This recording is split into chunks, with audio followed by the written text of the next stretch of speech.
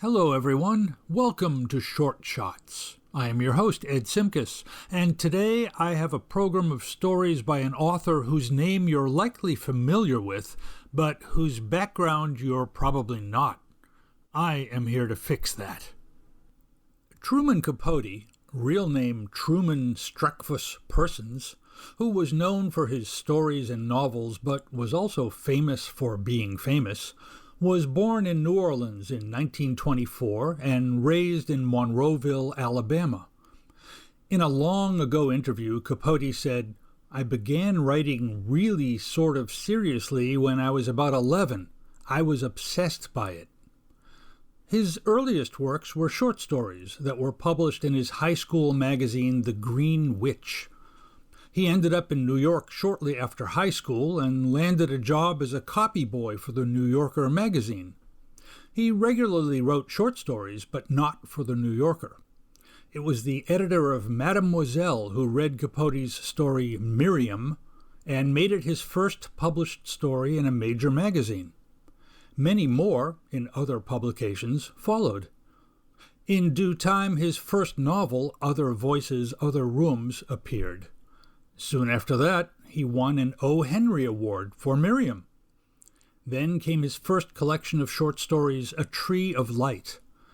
But he would really gain fame for his novels Breakfast at Tiffany's in 1958 and a few years later In Cold Blood. It was that second one, a novel that was based on a true story about some murders and murderers in Kansas, that he's become best known for. It was serialized in the New Yorker in 1965 and published in book form in 1966. It was a huge bestseller, which is in a way too bad because the grimness of what he wrote about there really overshadowed his earlier work, which could often be gentle and lyrical, such as the 1951 novel The Grass Harp. Capote would later go through some tough times due to drug and alcohol abuse, health problems, and celebrity friends turning on him when he started writing about them in non-flattering ways. After he died in 1984, he was cremated, and some of his ashes were given to a friend. When that friend died in 2015, those ashes were put up for auction in Los Angeles. They sold for $43,750. Okay, that's the longest intro I have ever put together. It's time to listen to a few Truman Capote stories. Capote often liked to structure his stories so that readers would be able to get inside the minds of his characters. But he just as often had those characters build up little walls that kept them safe from people being able to understand them. He wasn't a writer who was known to finish off his stories with a twist ending, but when he was in the mood for creating one, he did it well. Hilda, which he wrote when he was still in high school, fits comfortably in two of those categories. Originally published in the May 1941 issue of The Green Witch, here is Hilda. Hilda Weber, will you please come here a moment? Quickly, she went to the front of the room and stood next to Miss Armstrong's desk. "Hilda," Miss Armstrong said quietly, "Mr. York would like to see you after dismissal." Hilda stared questioningly for a moment. Then she shook her head, her long black hair swinging from side to side and partly covering her pleasant face. "Are you sure it's me, Miss Armstrong? I haven't done anything." Her voice was frightened, but very mature for a 16-year-old girl. Miss Armstrong seemed annoyed. "I can only tell you what this note says." She handed the tall girl a slip of white paper that read, "Hilda Weber, Office, 3:30, Mr. York, Principal." Hilda went slowly back to her desk. The sun shone brightly through the window, and she blinked her eyes. Why was she being summoned to the office? It was the first time she had ever been called to see the principal, and she had been going to Mount Hope High for almost 2 years. Somewhere in the back of her mind, there was a vague fear. She had a feeling that she knew what it was the principal wanted to see her for, but no, that couldn't be it. No one knew. No one even suspected. She was Hilda Weber, hard-working, studious, shy, and unassuming. No one knew. How could they? She felt a little comforted. It must be something else that Mr. York wanted to see her about. Perhaps he wanted her to be on the committee for the prom. She smiled feebly and picked up her big green Latin book. When the dismissal bell rang, Hilda went directly to Mr. York's office. She presented the note to the complacent secretary in the outer office. When she was told to go in, she thought her legs were going to crumple beneath her. She shook with nervousness and excitement.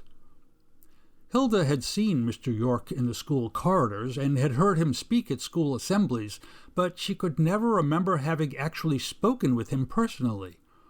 He was a tall man with a thin face topped with a great spray of red hair. His eyes were sea pale, and at the moment extremely pleasant. Hilda came into the small, modestly furnished office with troubled eyes and a pale face. "You are Hilda Weber?" The words were more a statement than a question.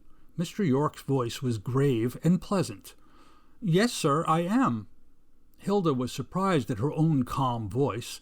Inside she was cold and jittery, and her hands clasped her books so tightly that she could feel the warm sweat.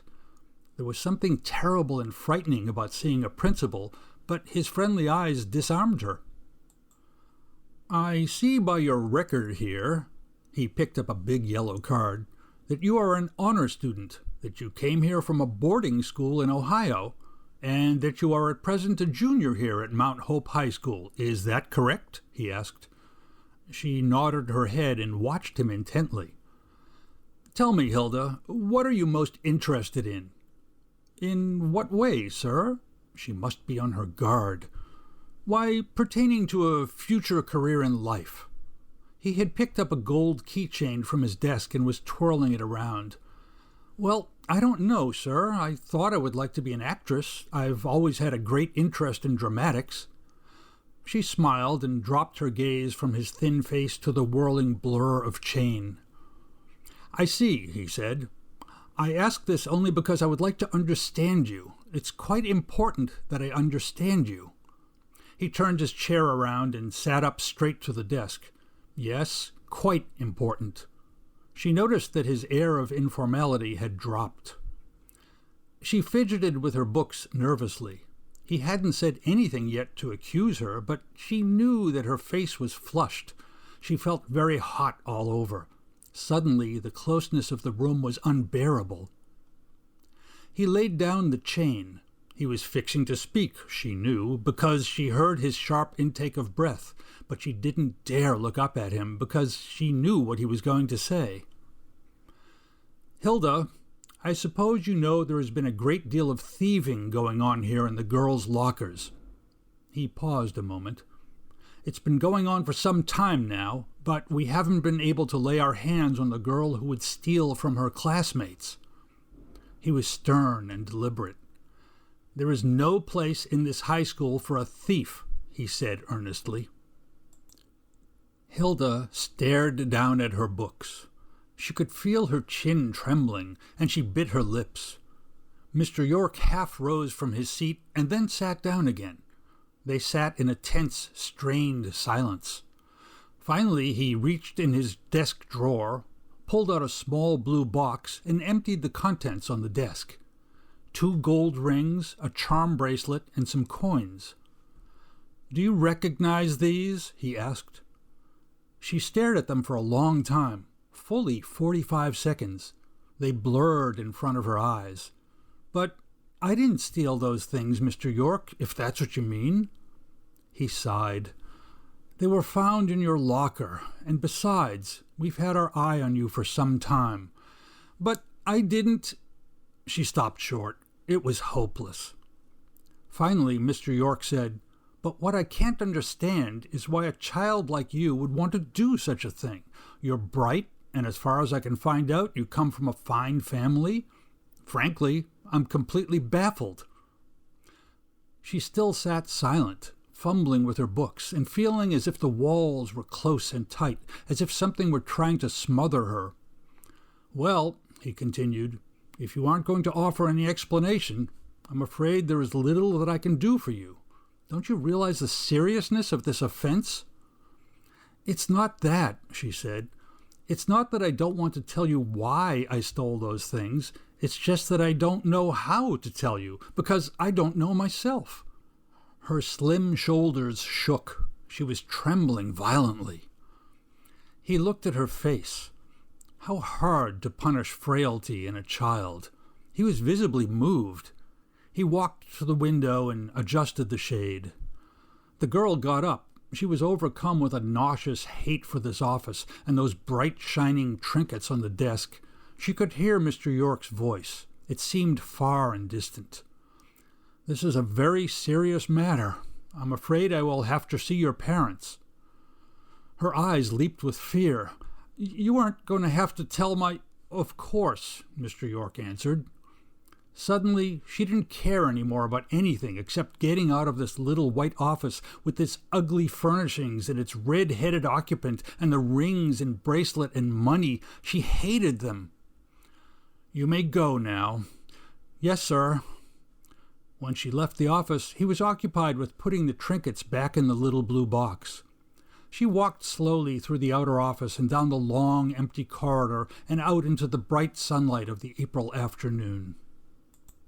Then, suddenly, she began to run, and she ran faster and faster, down the high school street and into the town and down the long main street. She didn't care if people stared at her. All she wanted was to get as far away as she could. She ran away to the other side of town and into the park.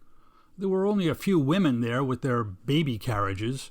She collapsed onto one of the empty benches and hugged her aching side. After a while, it stopped hurting. She opened her big green Latin book and, behind its protective covers, began to cry softly, unconsciously fingering the gold keychain in her lap. That was Hilda. It's not much of a stretch to say that Capote's stories relied more on being character studies than on being plot-driven. Oh, something was usually happening that drove his people to do whatever they did, but it seemed to be more important to get an idea of why they were doing those things. In Parting of the Way, there are only two rather dissimilar characters, along with a third fellow who only says 6 words. This is a study of how those two, Tim and Jake, deal with each other over a short period of time.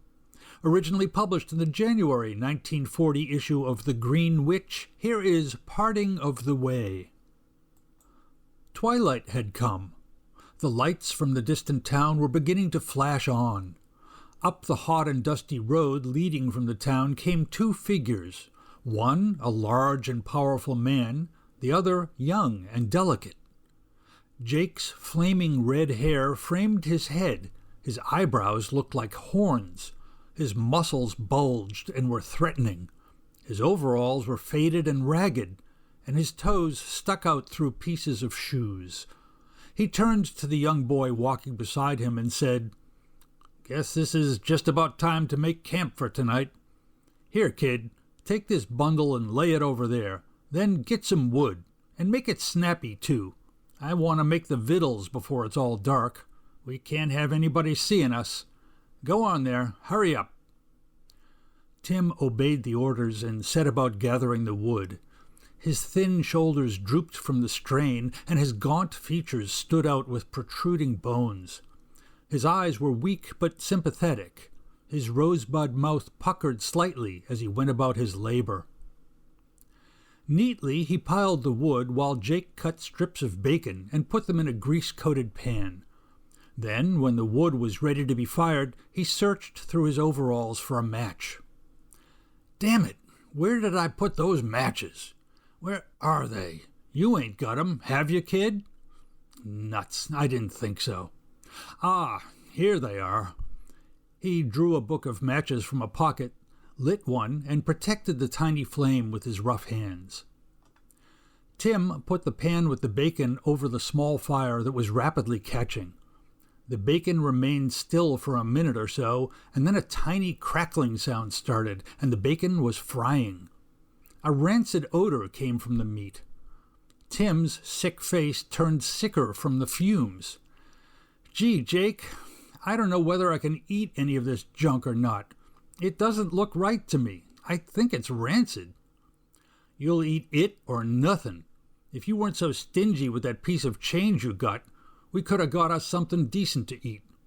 "Why, kid, you got a whole $10. It doesn't take that much to get home on." "Yes, it does. I've got it all figured out. The train fare will cost me $5, and I want to get a new suit for about $3. Then I want to get Mama something pretty for about $1 or so, and I figure my food will cost $1. I want to get looking decent. Ma and them don't know that I've been bumming around the country for the last 2 years. They think I'm a traveling salesman. That's what I wrote them. They think I'm just coming home now to stay for a while before I start out on a little trip somewhere." "I ought to take that money off you," said Jake. "I'm mighty hungry. I might take that piece of change." Tim stood up, defiant. His weak, frail body was a joke compared to the bulging muscles of Jake. Jake looked at him and laughed. He leaned back against a tree and roared, "Ain't you a pretty something? I'd just twist that mess of bones you call yourself, just break every bone in your body. Only you been pretty good for me, stealing stuff from me and the likes of that, so I'll let you keep your pin money." He laughed again. Tim looked at him suspiciously and sat back down on a rock. Jake took 2 tin plates from a sack, then put 3 strips of the rancid bacon on his plate, and 1 on Tim's. Tim looked at him. "Where's my other piece? There were 4 strips. You're supposed to get 2 and me 2. Where's my other piece?" he demanded. Jake looked at him. "I thought you said that you didn't want any of this rancid meat." Tim remembered he had said that, but he was hungry and cold. "I don't care. I want my other piece. I'm hungry. I could eat just about anything. Come on, Jake. Give me my other piece." Jake just laughed and stuck all 3 pieces in his mouth. Not another word was spoken. Tim went sulkily over in a corner and, reaching out from where he was sitting, he gathered pine twigs, neatly laying them along the ground. Finally, when this job was finished, he could stand the strained silence no longer. "Sorry, Jake. You know how it is. I'm excited about getting home and everything. I'm really very hungry, too, but gosh, I guess all there is to do is to tighten up my belt." "The hell it is. You could take some of that jack you got and go get us a decent meal. I know what you're thinking. Why don't we steal some food? But hell, you don't catch me stealing anything in this burg. I heard from buddies that this place," he pointed a finger toward the lights that indicated a town, "is one of the toughest little burgs this side of nowhere. They watch bums like eagles." "Well, I guess you're right, but you understand, I just ain't going to take any chances on losing none of this dough. It's got to last me, 'cause it's all I got, all I'm liable to get in the next few years. I wouldn't disappoint Ma for anything in the world." Morning came gloriously. The large orange disk known as the sun came up like a messenger from heaven over the distant horizon. Tim had awakened just in time to see the sunrise. He shook Jake, who jumped up demanding, "What do you want?" "Oh, it's time to get up. Hell, how I hate to get up." Then he let out a mighty yawn and stretched his powerful arms as far as they would go. "This is sure going to be a hot day, Jake. I sure am glad I ain't going to have to walk. That is, only as far back into that town where the railroad station is." "Yeah, kid, think of me. I ain't got any place to go, but I'm going there. Just walking in the hot sun. I wish it would always be like early spring. Not too hot, not too cold. I sweat to death in summer and freeze in winter. It's a heck of a climate. I think I'd like to go to Florida in the winter, but there ain't no good pickings there anymore."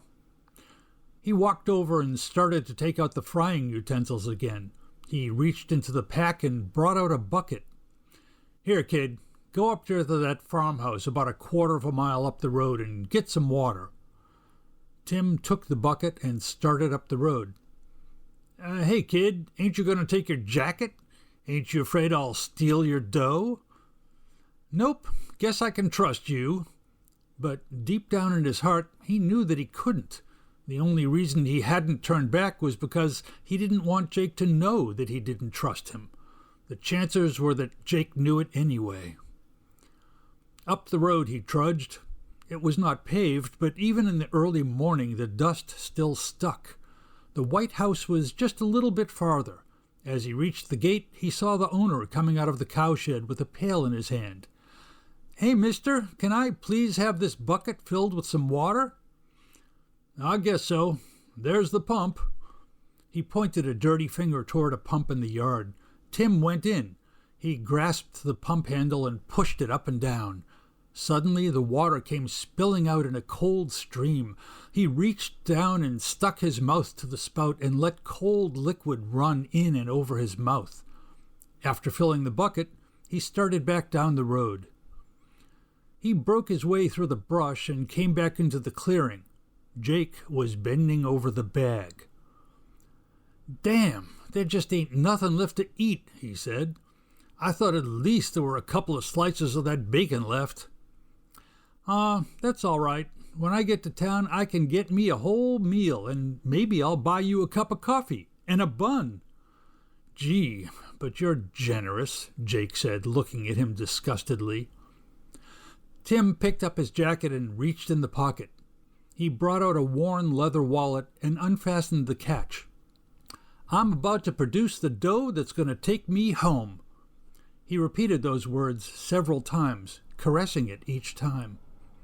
He reached into the wallet. He brought out his hand, empty. An expression of horror and unbelief overcame him. Wildly he tore the wallet apart, then dashed about looking through the pine needles. Furiously he ran around like a trapped animal. And then he saw Jake. His small, thin frame shook with fury. Wildly he turned on him. "Give me back my money, you thief! Liar! You stole it from me. I'll kill you if you don't give it back. Give it back. I'll kill you.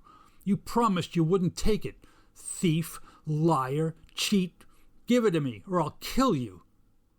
Jake looked at him astounded and said, "Why, Tim, kid, I ain't got it. Maybe you lost it. Maybe it's still in those pine needles. Come on, we'll find it." "No, it's not there. I've looked. You stole it. There just ain't anybody else who could have. You did it. Where did you put it? Give it back. You got it. Give it back." "I swear I haven't got it. I swear by all the principles I got." "You ain't got principles, Jake. Look me in the eyes and say you hope you get killed if you ain't got my money." Jake turned around. His red hair seemed even redder in the bright morning light, his eyebrows more like thorns. His unshaven chin jutted out, and his yellow teeth showed far at the end of his upturned and twisted mouth. "I swear that I ain't got your $10. If I ain't telling the truth, I hope that next time I ride the rail, I get killed." "Okay, Jake, I believe you. Only, where could my money be? You ain't got it on me. If you ain't got it, where is it? You ain't searched the camp yet. Look all round. It must be here somewhere. Come on, I'll help you look. It couldn't have walked off." Tim ran nervously around, repeating, "What if I don't find it? I can't go home. I can't go home looking like this." Jake went about the search only half-heartedly, his big body bending and looking in the pine needles, in the sack. Tim took off his clothes and stood naked in the middle of the camp, tearing out the seams in his overalls, searching for his money. Near tears, he sat down on a log. "We might as well give it up. It ain't here. It ain't nowhere. I can't go home, and I want to go home. Oh, what will Ma say? Please, Jake, have you got it? Damn you, for the last time, no. The next time you ask me, I'm going to knock the hell out of you. Okay, Jake. I guess I'll just have to bum around with you some more till I can get me enough money again to go home. I can write Ma a card and say that they sent me off on a trip and I can come to see her later. I sure ain't going to have you bumming around with me anymore, said Jake. I'm tired of kids like you. You'll have to go your own way and find your own pickings. Jake mused to himself. I want the kid to come with me, but I shouldn't. Maybe if I leave him alone, he'll get wise and go home and make something of himself. That's what he ought to do. Go home and tell the truth. They both sat down on a log. Finally, Jake said, Kid, if you are going, you better get started. Come on, get up. It's about 7 already, and you got to get started. Tim picked up his knapsack, and they walked out to the road together. Jake's big, powerful figure looked fatherly beside Tim. It seemed as if he might be protecting a small child. They reached the road and turned to face each other to say goodbye. Jake looked into Tim's clear, watery blue eyes. Well, so long, kid. Let's shake hands and part friends. Tim extended his tiny hand. Jake wrapped his paw over Tim's. He gave him a hearty shake. The kid allowed his hand to be moved limply. Jake let go, and the kid felt something in his hand. He opened it, and there lay the $10 bill. Jake was hurrying away, and Tim started after him. Perhaps it was just the bright sunlight reflecting on his eyes, and then again, perhaps it really was tears. That was Parting of the Way. When Capote chose to go slightly longer on his short stories, he had more room to develop his characters. A Diamond Guitar is another one that focuses mostly on just 2 people, although the guitar of the title is itself sort of a third character. With a setting in an isolated prison in the American South, we get to know 2 men, the older veteran convict Mr. Schaefer and the young, recently arrived convict Tico Feo, pretty well. The sparkling, inanimate guitar will represent different things to different people. Capote's themes this time range from explorations of loneliness and friendship, incarceration and freedom, truth and lies, and optimism and hopelessness, or maybe just accepting everything for what it is. Originally published in a 1950 issue of Harper's Bazaar, here is A Diamond Guitar.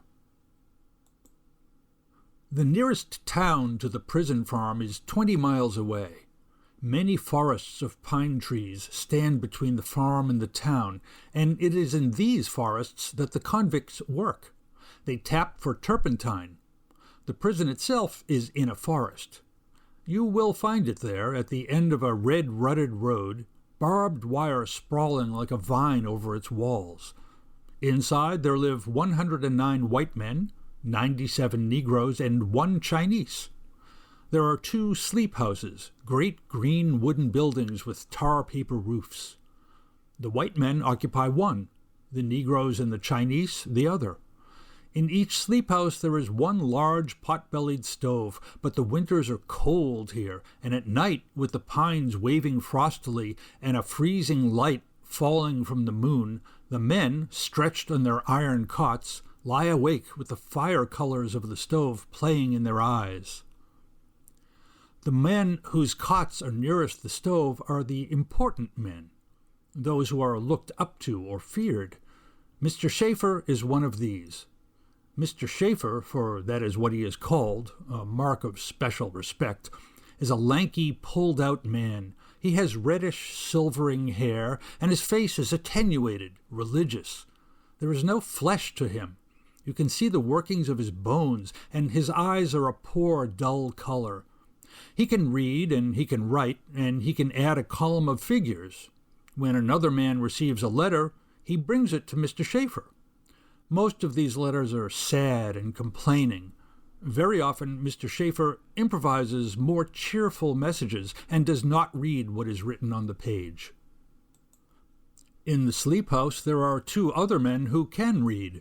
Even so, one of them brings his letters to Mr. Schaefer, who obliges by never reading the truth. Mr. Schaefer himself does not receive mail, not even at Christmas. He seems to have no friends beyond the prison, and actually he has none there. That is, no particular friend. But this was not always true. One winter Sunday some winters ago, Mr. Schaefer was sitting on the steps of the sleep house carving a doll. He is quite talented at this. His dolls are carved in separate sections, then put together with bits of string wire. The arm and legs move, the head rolls. When he has finished a dozen or so of these dolls, the captain of the farm takes them into town, and there they are sold in a general store. In this way, Mr. Schaefer earns money for candy and tobacco. That Sunday, as he sat cutting out the fingers for a little hand, a truck pulled into the prison yard. A young boy, handcuffed to the captain of the farm, climbed out of the truck and stood blinking at the ghostly winter sun. Mr. Schaefer only glanced at him. He was then a man of 50, and 17 of those years he'd lived at the farm. The arrival of a new prisoner could not arouse him. Sunday is a free day at the farm, and other men who were moping around the yard crowded down to the truck. Afterward, Pickaxe and Goober stopped by to speak with Mr. Schaefer. Pickaxe said, "He's a foreigner, the new one is, from Cuba, but with yellow hair."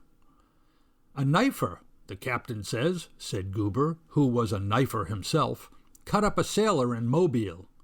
"Two sailors," said Pickaxe, "but just a cafe fight. He didn't hurt them boys none." "To cut off a man's ear? You call that not hurting him? They give him 2 years, Captain said." Pickaxe said, "He's got a guitar with jewels all over it." It was getting too dark to work. Mr. Schaefer fitted the pieces of his doll together and, holding its little hands, set it on his knee. He rolled a cigarette. The pines were blue in the sundown light, and the smoke from his cigarette lingered in the cold, darkening air. He could see the captain coming across the yard. The new prisoner, a blond young boy, lagged a pace behind. He was carrying a guitar studded with glass diamonds that cast a starry twinkle, and his new uniform was too big for him. It looked like a Halloween suit. "Somebody for you, Schaefer," said the captain, pausing on the steps of the sleep house. The captain was not a hard man. Occasionally he invited Mr. Schaefer into his office, and they would talk together about things they had read in the newspaper. "Tico Feo," he said, as though it were the name of a bird or a song. "This is Mr. Schaefer. Do like him, and you'll do right." Mr. Schaefer glanced up at the boy and smiled. He smiled at him longer than he meant to, for the boy had eyes like strips of sky, blue as the winter evening, and his hair was as gold as the captain's teeth.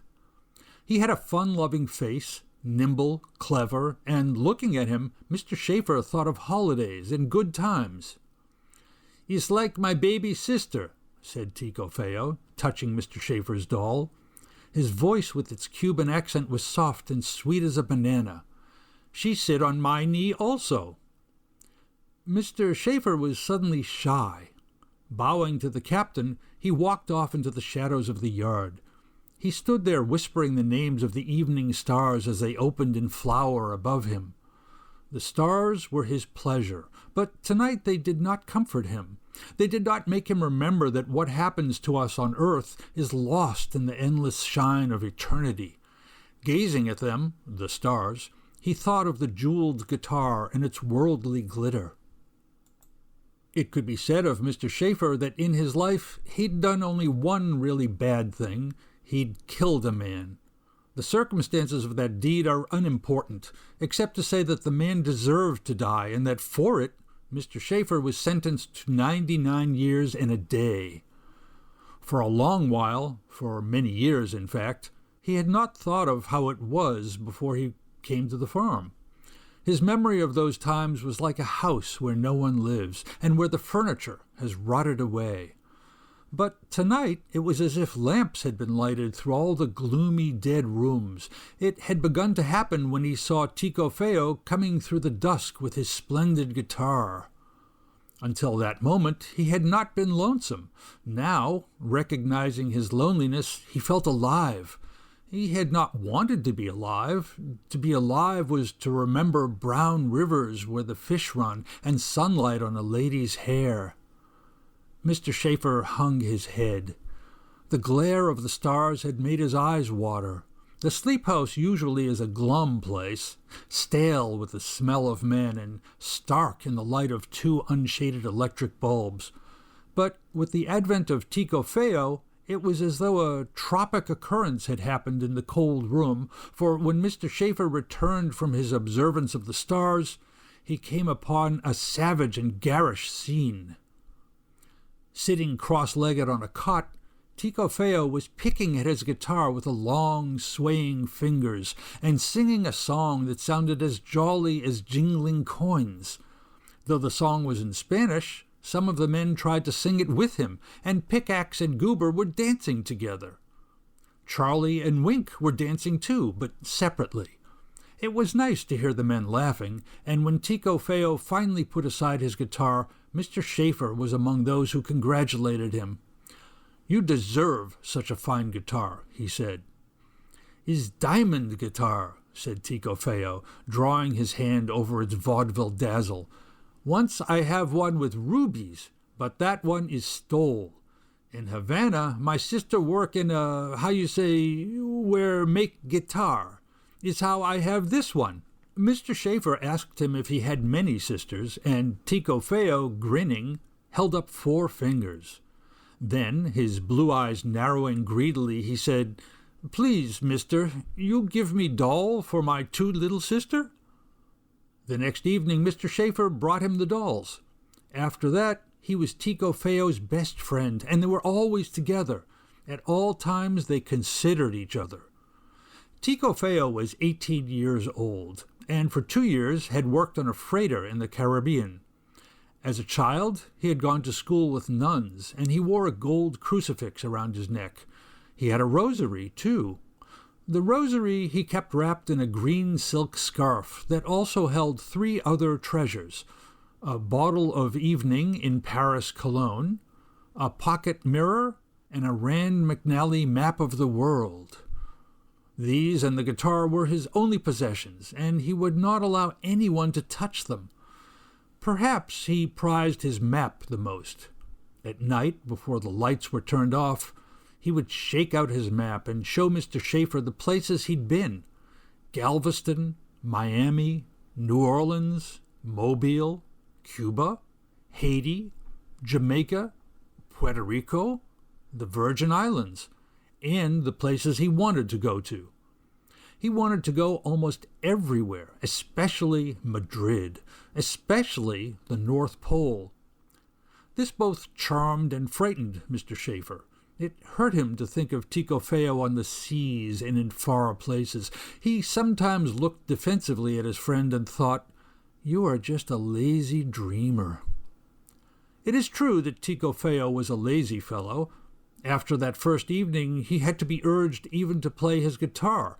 At daybreak, when the guard came to rouse the men, which he did by banging a hammer on the stove, Tico Feo would whimper like a child. Sometimes he pretended to be ill, moaned and rubbed his stomach. But he never got away with this, for the captain would send him out to work with the rest of the men. He and Mr. Schaefer were put together on a highway gang. It was hard work, digging at frozen clay and carrying croaker sacks filled with broken stone. The guard had always to be shouting at Tico Feo, for he spent most of the time trying to lean on things.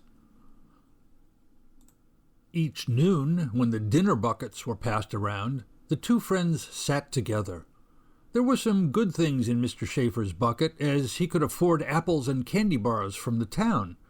He liked giving these things to his friend, for his friend enjoyed them so much, and he thought, "You are growing.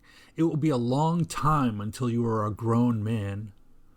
Not all the men liked Tico Feo, because they were jealous or for more subtle reasons. Some of them told ugly stories about him.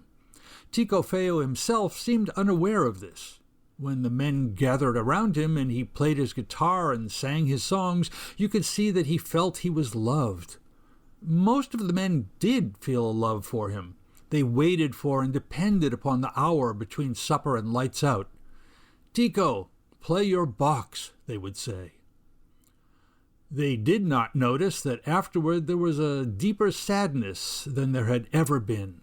Sleep jumped beyond them like a jackrabbit, and their eyes lingered ponderingly on the firelight that creaked behind the grating of the stove.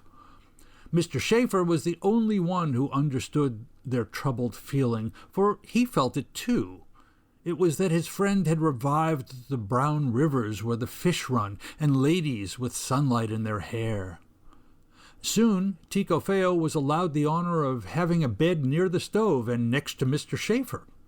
Mr. Schaefer had always known that his friend was a terrible liar. He did not listen for the truth in Tikofeo's tales of adventure, of conquests and encounters with famous people. Rather, he took pleasure in them as plain stories, such as you would read in a magazine, and it warmed him to hear his friend's tropic voice whispering in the dark. Except that they did not combine their bodies or think to do so, though such things were not unknown at the farm, they were as lovers. Of the seasons, spring is the most shattering. Stalks thrusting through the earth's winter-stiffened crust, young leaves cracking out on old left-to-die branches, the falling-asleep wind cruising through all the newborn green. And with Mr. Schaefer it was the same. A breaking up, a flexing of muscles that had hardened. It was late January. The friends were sitting on the steps of the sleep house, each with a cigarette in his hand. A moon, thin and yellow as a piece of lemon rind, curved above them, and under its light, threads of ground frost glistened like silver snail trails. For many days Tikofeo had been drawn into himself, silent as a robber waiting in the shadows. It was no good to say to him, "Tico, play your box." He would only look at you with smooth, under-ether eyes. "Tell a story," said Mr. Schaefer, who felt nervous and helpless when he could not reach his friend. "Tell me about when you went to the racetrack in Miami." "I not ever go to no racetrack," said Tikofeo, thereby admitting to his wildest lie, one involving hundreds of dollars and a meeting with Bing Crosby. He did not seem to care. He produced a comb and pulled it sulkily through his hair. A few days before, this comb had been the cause of a fierce quarrel.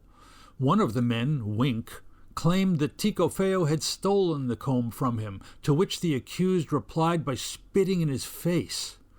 They had wrestled around until Mr. Schaefer and another man got them separated. "Is my comb. You tell him," Tikofeo had demanded of Mr. Schaefer.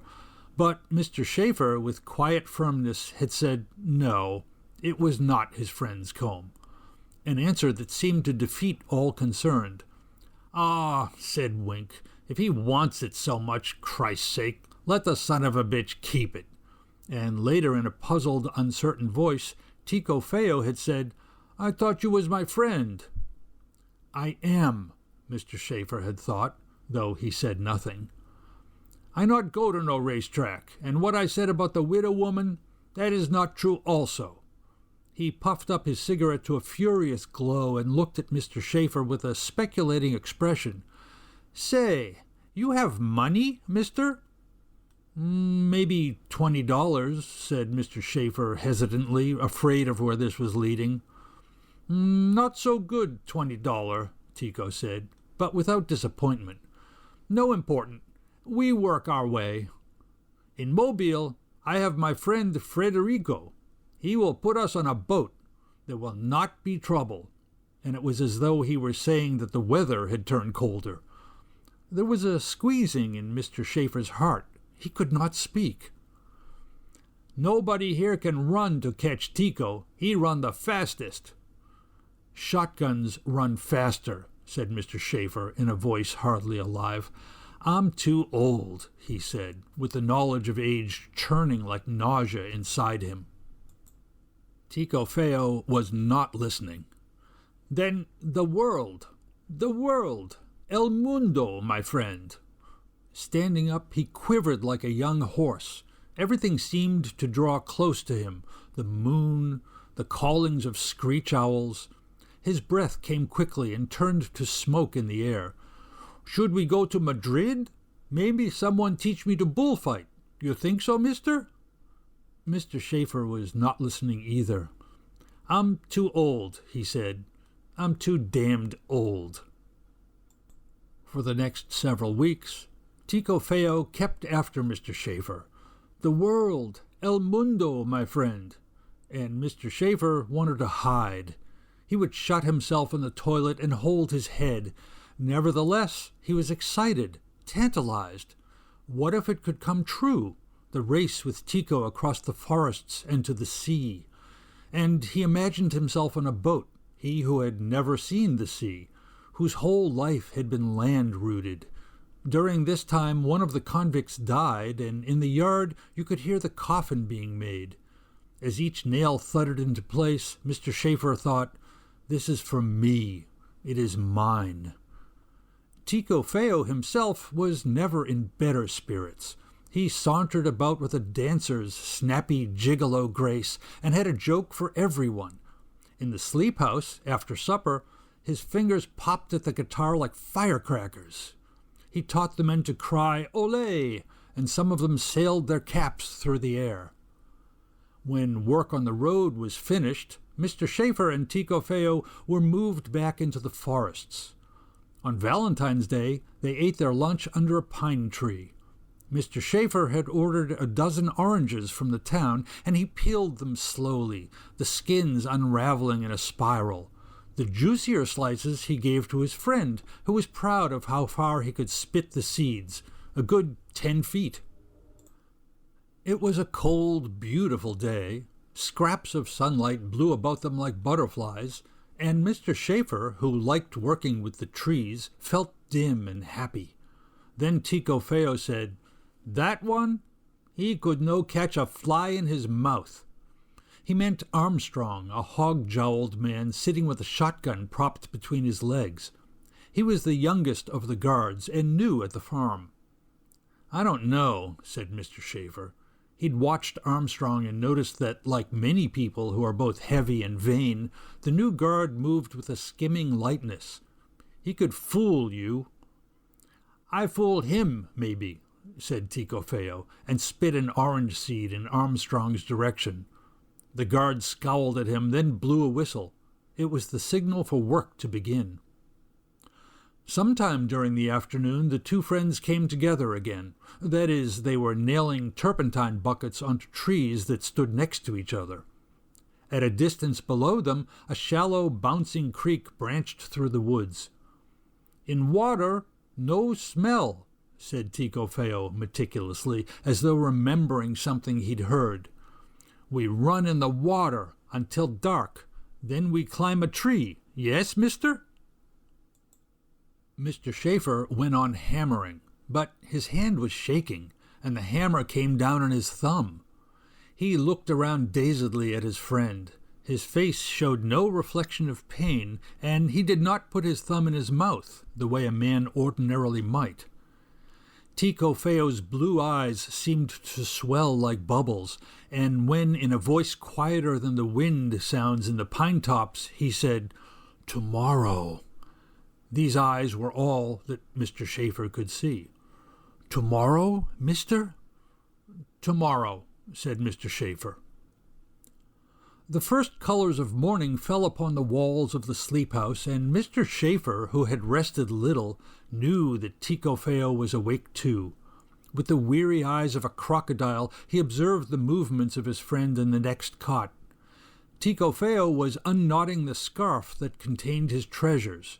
First, he took the pocket mirror. Its jellyfish light trembled on his face. For a while, he admired himself with serious delight, and combed and slicked his hair as though he were preparing to step out to a party. Then he hung the rosary about his neck. The cologne he never opened, nor the map. The last thing he did was to tune his guitar. While the other men were dressing, he sat on the edge of his cot and tuned the guitar. It was strange, for he must have known he would never play it again. Bird shrills followed the men through the smoky morning woods. They walked single file, 15 men to a group, and a guard bringing up the rear of each line. Mr. Schaefer was sweating as though it were a hot day, and he could not keep in marching step with his friend, who walked ahead, snapping his fingers and whistling at the birds. A signal had been set. Ticofeo was to call, "Time out," and pretend to go behind a tree, but Mr. Schaefer did not know when it would happen. The guard named Armstrong blew a whistle, and his men dropped from the line and separated to their various stations. Mr. Schaefer, though going about his work as best he could, took care always to be in a position where he could keep an eye on both Ticofeo and the guard. Armstrong sat on a stump, a chew of tobacco lopsiding his face, and his gun pointing into the sun. He had the tricky eyes of a card sharp. You could not really tell where he was looking. Once, another man gave the signal. Although Mr. Schaefer had known right away that it was not the voice of his friend, panic had pulled at his throat like a rope. As the morning wore on, there was such a drumming in his ears he was afraid he would not hear the signal when it came. The sun climbed to the center of the sky. "He is just a lazy dreamer. It will never happen," thought Mr. Schaefer, daring a moment to believe this. "But first we eat," said Ticofeo with a practical air, as they set their dinner pails on the bank above the creek. They ate in silence, almost as though each bore the other a grudge, but at the end of it, Mr. Schaefer felt his friend's hand close over his own and hold it with a tender pressure. "Mr. Armstrong, time out!" Near the creek, Mr. Schaefer had seen a sweet gum tree, and he was thinking it would soon be spring, and the sweet gum ready to chew. A razory stone ripped open the palm of his hand as he slid off the slippery embankment into the water. He straightened up and began to run. His legs were long, and he kept almost abreast of Ticofeo, and icy geysers sprayed around them. Back and forth through the woods, the shouts of men boomed hollowly like voices in a cavern, and there were 3 shots, all high-flying, as though the guards were shooting at a cloud of geese. Mr. Schaefer did not see the log that lay across the creek. He thought he was still running, and his legs thrashed about him. It was as though he were a turtle stranded on its back.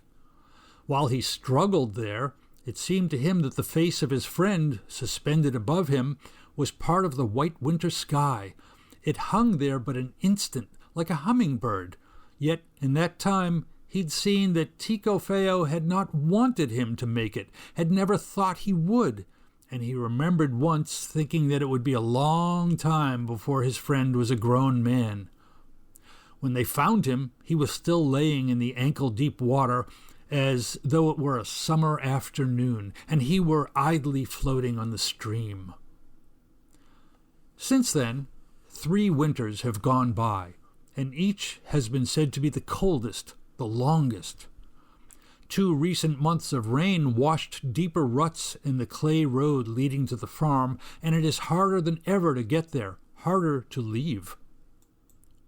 A pair of searchlights has been added to the walls, and they burn there through the night like the eyes of a giant owl. Otherwise, there have not been many changes.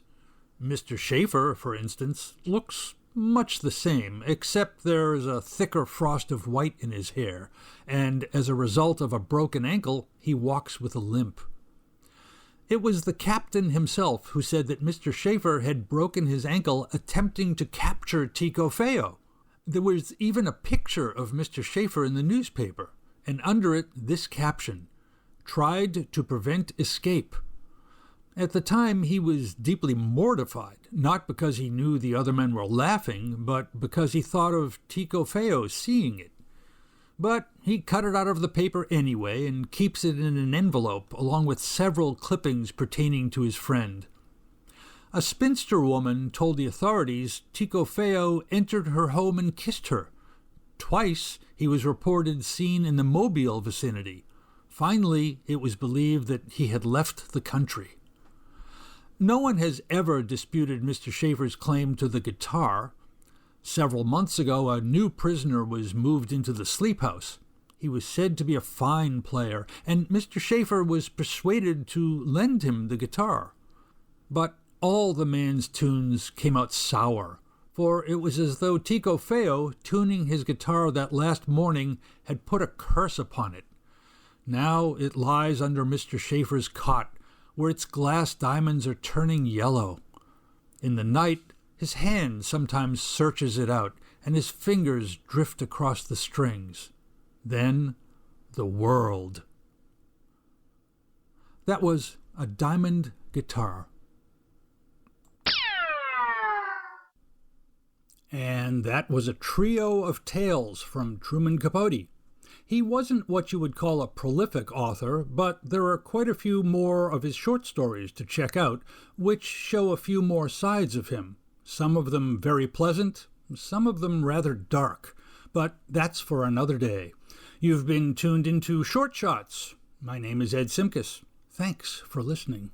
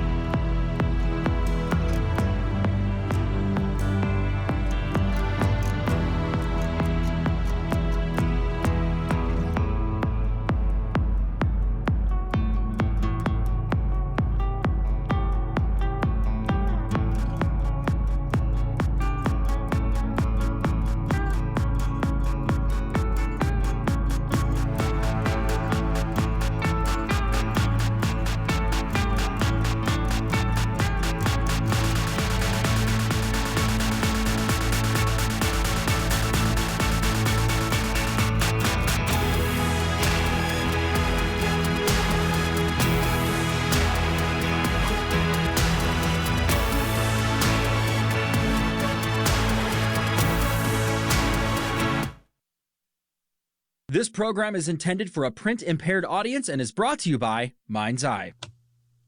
Welcome to our American History segment. We've been exhausting the American History magazine and the Civil War Monitor magazine in the last few weeks. Given what's going on in the world today, I found an interesting article that I think you'll find very timely. It's entitled, How the SAS Suddenly Became the Most Famous Special Forces Group in the World. And it really is based on April 30th, 1980, when gunmen took over Iran's embassy in London. There was a 6-day siege that was ended on May 5th when the SAS stormed the building after hearing shots inside that building. It was an interview with Ben Macintyre. So this is from the History magazine, December 2024 issue. So the context is, on that April 30th, 1980, 6 gunmen from the Democratic Revolutionary Front for the Liberation of Arabistan stormed the Iranian embassy in London, taking 26 people hostage. The terrorists, who ultimately wanted independence for Khuzestan, an Iranian province with a substantial population of Arabs, which are actually a minority group in Iran, sought concessions from their government, which had taken power in the revolution of 1979. A 6-day standoff began, and the Metropolitan Police negotiated with the gunmen. In the meantime, the SAS prepared to free the hostages by violent means, the media gathered. On May 5th, 3 shots were heard inside the embassy, and the body of Abbas Lavasani, an Iranian official, was pushed out of the building. Fearing for the lives of those still held captive, the government ordered the SAS to carry out Operation Nimrod, in which teams of SAS soldiers burst into the building. All but one of the remaining hostages, Ali Akbar Samadzia, were rescued, and none of the SAS men lost their lives in the assault. 5 of the 6 terrorists were killed. The lone survivor, Fauzi Balda, spent 28 years in prison. Okay, so for the interview, Rob Attar asked the question to Ben. The Iranian embassy siege is one of the most significant events in modern British history. What new insights do you want to bring to the story? Ben replies, the siege was highly significant, but it's also one of the most heavily mythological events in modern history. Many see it as an example of great SAS dare-doing, which it was, but it's actually much more complicated and much more interesting than that. If you ask the average person what the siege was about, they would probably say it was after the Iranian Revolution, so it was about Islamic fundamentalism, which it sort of was, except for those 6 Iranian Arabs who took over the embassy in 1980 were actually fighting for autonomy within Iran.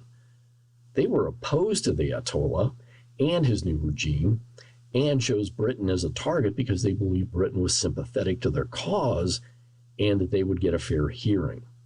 So there's a lot of misunderstanding about what happened. And I loved writing the book because it's a story that takes place in an enclosed theater. 26 hostages being held effectively in one room inside this building. It's a story about what ordinary people do in absolutely extraordinary circumstances. So what should we know about the Middle East in 1980 to understand this story? The 1979 Iranian Revolution, in some ways, is the most important event of the latter half of the 20th century. It changed everything. If there'd been no Iranian Revolution in the long run, there'd be no Iraq War, no Afghanistan invasion, and no 9/11. International terrorism would have taken a very different shape, and the modern world would be completely different. In 1980, none of this had settled down. The Iranian regime was highly unstable, and some of the participants in the revolution were looking for support from the Ayatollah's regime. Among them were the minority Arabs who lived in the corner of Iran that contains most of the oil, Khuzestan. Persians comprised the largest ethnic group in Iran, with Arabs making up a few percent of the population. They had supported the revolution and believed the Ayatollah was going to come through with a promise to give them individual rights and self-government to some extent. Not only did that not happen, but the Ayatollah's security forces clamped down ferociously on a kind of Arab insurgency that was going on there. From that emerged from this little group these 6 men trained in Iraq and backed by Saddam Hussein, who decided to stage a terrorist spectacular in central London. They attacked the Iranian embassy, which was staffed and occupied by Iranians that were supportive of the Ayatollah's regime. It was intended to be a direct attack on Tehran in order to persuade the Ayatollah to release political hostages. It was a battle taking place between Iran and Iraq, but on the streets of London. The demands of these terrorists seem to have actually shifted during the siege. Did they have a clear idea of what they wanted to achieve, Rob asks. Ben replies, these were people who had been fooled. They believed, and they had been told by the Iraqi intelligence service that they would stage this occupation, they wouldn't have to kill anyone, and they would be able to enable the release of fellow Arabs from Iranian prisons, and then they would be flown back to the Middle East. It sounds like a very naive assumption, but it was not without precedence. This was a period when terrorist spectaculars could prove successful, and perpetrators were, in some cases, able to persuade governments to fly them back to safety. In fact, Britain in the past had done that. Under the Heath government, there was an example of a Palestinian guerrilla, Lila Khalid, who had hijacked a plane, been captured in Britain, and then sent back, and she's still alive today. So, we think of these terrorists, people who have little communication about employing violence. But these 6 men were keen to avoid killing the hostages, weren't they? Ben replies, that's correct. They were a complicated crew, though. These were men of violence. They were men who had been brutalized by events in their own pasts. In several cases, family members had been tortured and murdered by the Iranian security services, although that doesn't forgive or excuse in any way what they did. They were prepared to kill, and they did kill. But they did not, I suspect, want to kill. This time around, Britain wasn't prepared to negotiate. How integral was Margaret Thatcher to the approach taken? Margaret Thatcher had been in power for less than a year and had not faced a major test of this sort. But the troubles in Northern Ireland were approaching an appalling crescendo, and she knew that she was going to have to face terrorist problems. The siege became the template for the way she would deal with them. Thatcher made it clear that while she was happy for the police to keep negotiating, she was not going to let these people, who had already committed crimes simply by breaking into the embassy, to get away with it. They were not going to be allowed to fly away. So there was a complete disconnect between what one side wanted and what the other side were prepared to grant. He was asking, there's also another government of whom demands were being made. Was Iran prepared to grant any concessions? Ben replies back, absolutely not. Here one has to put this into context. As the siege was taking place on the streets of London, the American embassy in Tehran was also under siege from militant students, a lot of whom purportedly worked for the Ayatollah's security services. So while the Iranians were creating their own hostage situation with Iran, you've got this satellite one happening over here. And of course, the U.S. was putting pressure on Britain to achieve a successful outcome to the siege in London in the hope that this would encourage the Iranians in Tehran to free their hostages, the U.S. hostages there. Rob asks, the negotiations carried on for days. What impact did that have on the hostages? It was astonishingly tense in there. You had this extended standoff where relationships began to emerge between the hostages and the hostage takers. There's lots we can say in terms of the Stockholm Syndrome and those effects, but there's also the reverse, which is the Lima Syndrome, where the gunmen develop relationships with their captives to the point that they are unable to continue and fulfill their aims. Plus, there were emerging relationships between the gunmen and the hostage negotiators, a handful of police who were working the telephones and other methods in trying to contact them. The siege was the biggest media story in the world. Journalists flew in from all over the globe, and an entire press encampment was set up in Hyde Park. There was intense media scrutiny, which, of course, added to the stress on all sides. As you say, the hostages and the hostage takers grew quite close. Why was this? It's a familiar pattern, I'm told, by people who have studied this. What happens over time is that in many instances, the hostages come to see the hostage takers actually as their protectors. It sounds contradictory, but they come to see the police outside as working against them, talking too long, not providing the answers, not acceding to what they begin to perceive as the hostage takers' perfectly reasonable demands. And certainly in the case of these 6 days, some of the hostages began to see the hostage takers as a quite sympathetic light, and vice versa. Some of the younger gunmen began to feel a great sympathy for the people they had taken captive, and as time went by, they started to share food that had been sent in from the police. They began to discuss their lives with each other. It was an extraordinary moment when they'd all been sent in some takeaway food, and one of the hostages said, "We need to celebrate this moment." He said they should all sign a memento. So he tore up those takeaway boxes, and everyone signed their names with a little message to each other. What strikes me is just how friendly these messages between hostages and hostage takers were. At the same time, one of the gunmen found an Instamatic camera in a drawer and took what only can be described as souvenir photographs. It looks like they're having a picnic together in this extraordinarily enclosed world. Of course, they had no real idea what was happening outside. They didn't know the SAS assault troops were ready and waiting in the next room. Now, as you've hinted here, the SAS eventually ended the siege in a violent manner. Is there a way this could have been done bloodlessly? Ben replies, "It's difficult to speculate, but I'm in agreement with Professor John Gunn, who was the police psychiatrist on the scene, that if they'd been able to keep negotiations going a little longer, the whole thing might well have crumbled, because the gunmen were so exhausted and they were beginning to fall out among themselves. The police had inserted eavesdropping equipment into the building and were able to track the relationships between the gunmen, and it was clear those were beginning to break up. Perhaps things would have worked out differently had the negotiators been able to accede to one of the gunmen's requests. One of the things they wanted was for Middle Eastern diplomats to come and talk with them. They wanted to be taken seriously. Margaret Thatcher did not allow that to happen, and the diplomats themselves really weren't keen to do it.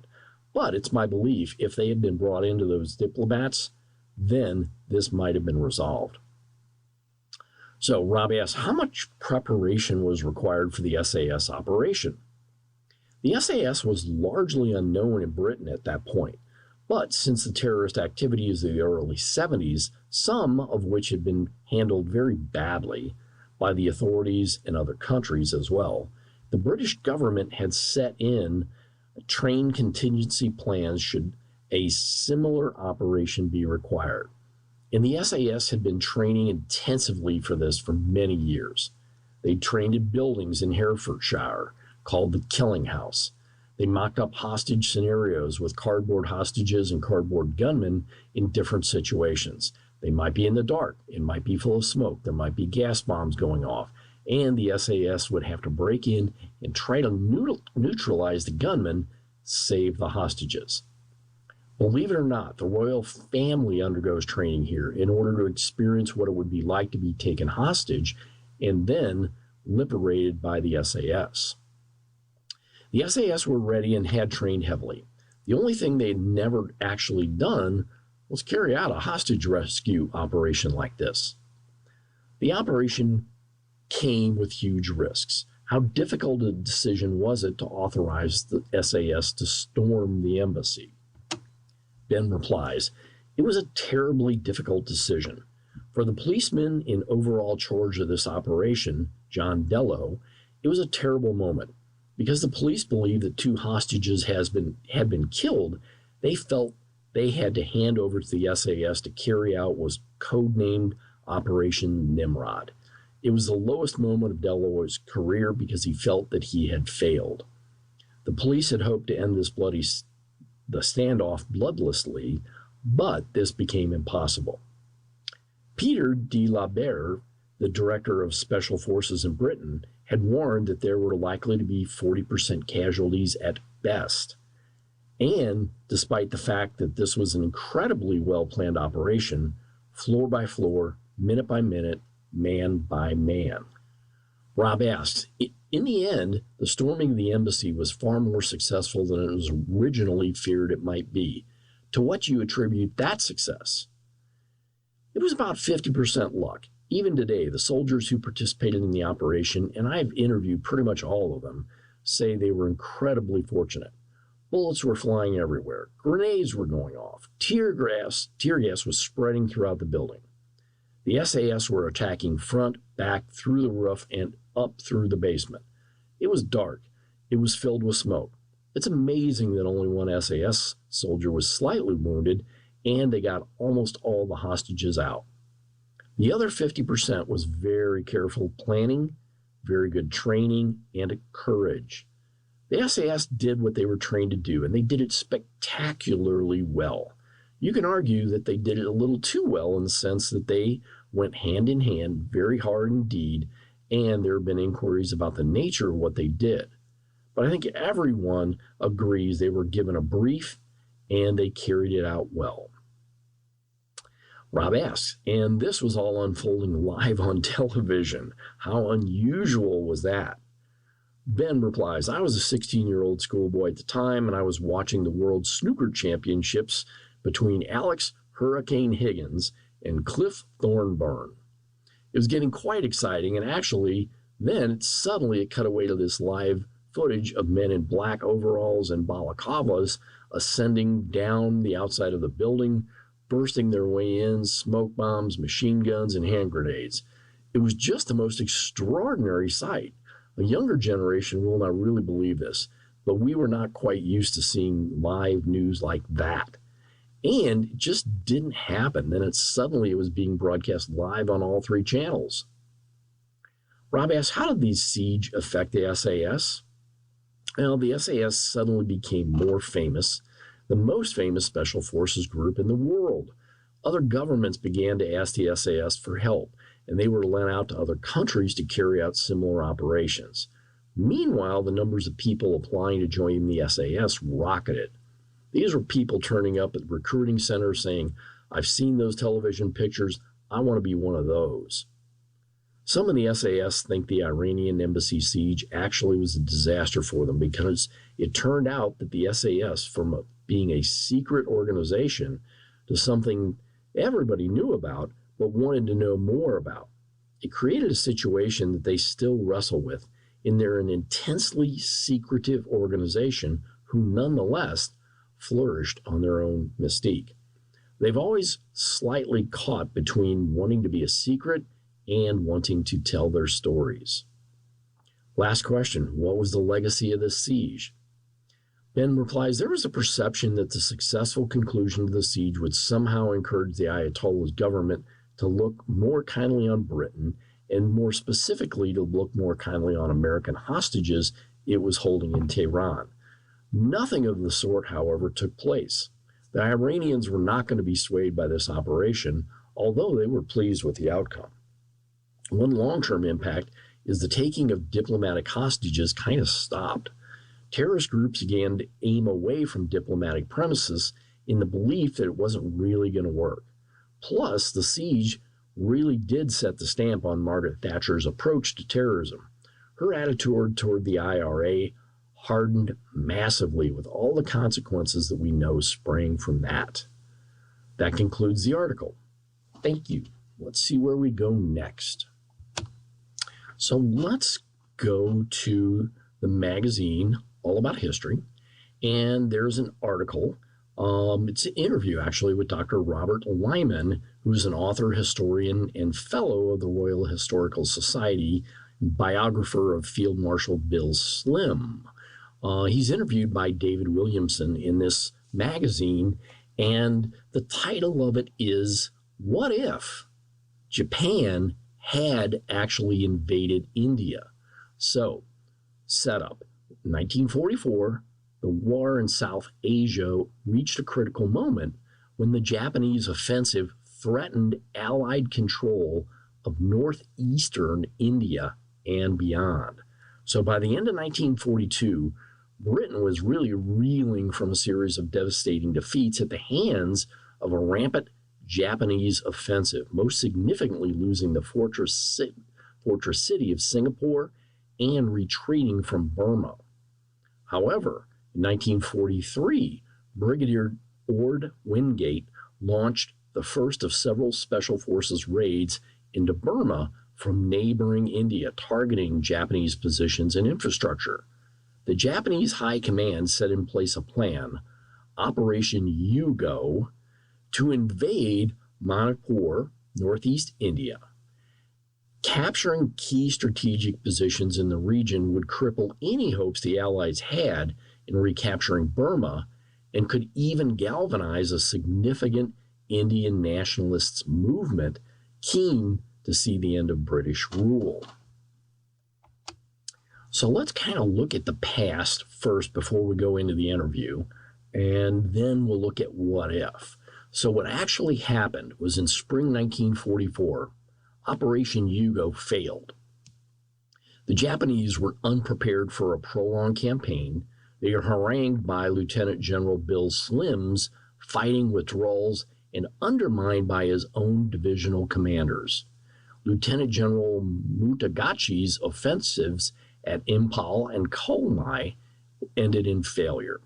The loss of over 50,000 casualties is one of the largest defeats for Japan in the war. Mutagachi is blamed for the failure of the operation and subsequently relieved of command. By autumn 1944, the Allies advanced into Burma. With Assam secure, the Allies make tentative incursions into Burma.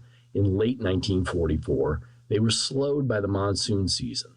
Amphibious landings along the Arcanian coast and islands led to Slim's 14th Army crossing the vital Irrawaddy River in February. Slim advances across Upper Burma. Mandalay is recaptured after hard fighting, and the 19th Indian Division in March 1945 enabled Slim to push southward. In 1945, Rangoon was captured. In April, Lord Mountainbomb launches the long-planned Operation Dracula to recapture the critical capital of Rangoon. The combined air and sea operation meets little resistance, and the city has already been largely abandoned by the Japanese. An Allied victory parade is held on June 15th with further plans to recapture Malaya. The Tokyo government surrenders unconditionally to the Allies on September 2nd. So that's what's actually happened. The point of this article is there's a really different possibility. So let's look at that. So let's say in spring 1944, the Japanese were victorious. Realizing the Allies will seek to delay and attrite his forces, Lieutenant General Mutagachi convinces his divisional commanders to make a swift and bold attack, bypassing well-prepared pockets of resistance in order to capture Impal and Kolyma. Sensing the great opportunity, General Kawabe Mazakura agrees to Mutagachi's request to follow up the air attack with a strike on the logistics hub at Dimpur. His forces suffer large casualties, but Mutagachi's gamble pays off, and Slim's defenders are forced to withdraw. If that happened, by autumn of 1944, there'd be a march on Delhi.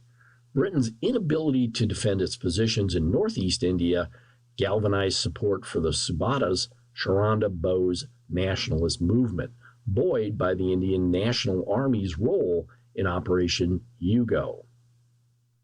Through Bose's promised march across the country does not materialize. Massive uprisings put more pressure on the Raj regime, which is desperately diverting resources to protect its interests.